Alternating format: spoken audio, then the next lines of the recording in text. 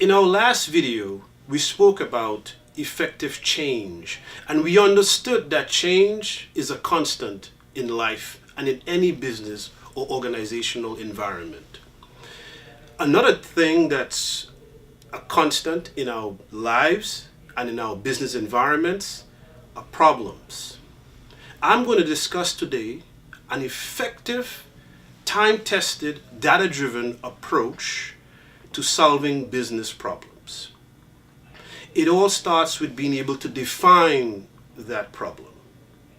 In this dimension, or in this phase of problem solving, we would write a problem statement which describes the problem.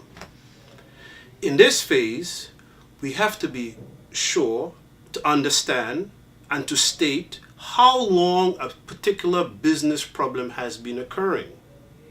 We also have to state and to understand and be aligned on where that problem occurs, which process, which delivery mechanism, which department.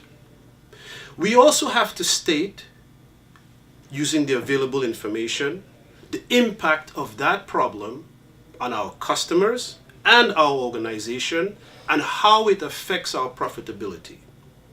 This is the problem statement. Another very important aspect of the define phase is the business case. A 4 to 6 sentence statement which creates a sense of urgency. And a typical business case could be written as such. For example, if organization XYZ does not fix this particular problem at this time, they stand to lose considerable market share and profitability. So the business case creates a sense of urgency. The business case also creates a rationale for solving this problem and spending the necessary resources to deploy a project to fix this problem.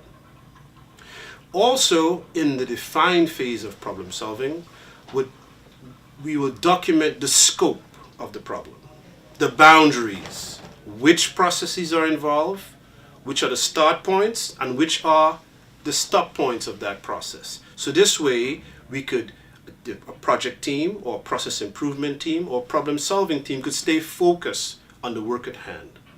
Then we go into the measure phase of effective problem solving. In the measure phase, we would determine, using available data or through a data collection process, we would determine the gap related to the specifications that a product or service is supposed to operate at. So for example, if an organization has a checkout process where people pay for their goods or services, and the standard is supposed to be, let's say, 40 seconds. And if the average current performance is 50 seconds, then there's a 10-second gap. It will be wise to determine what percentage of checkouts are above 40 seconds or above the standard. In this case, there will be what we call, in the quality world, non-conformities. And those have to be addressed. Once we have prudent data on current performance relative to the gap, then the next phase of effective problem solving will be the analyze phase, where we would a project team would hone in on the root causes that drive that gap. This way, the next phase would be effectively executed. And the next phase of effective problem solving is the improve phase. So we would look at the gap, we would have understood the root causes of that gap, and this way we could deploy very laser-focused, effective solutions to address that gap. We would have dealt with the problem at the root level. How many times in business and life, we apply what we call band-aids. We put a temporary fix, it works for a while, then to find out that a few days or few weeks later, the problem rises again. And sometimes the problems come back at a greater magnitude.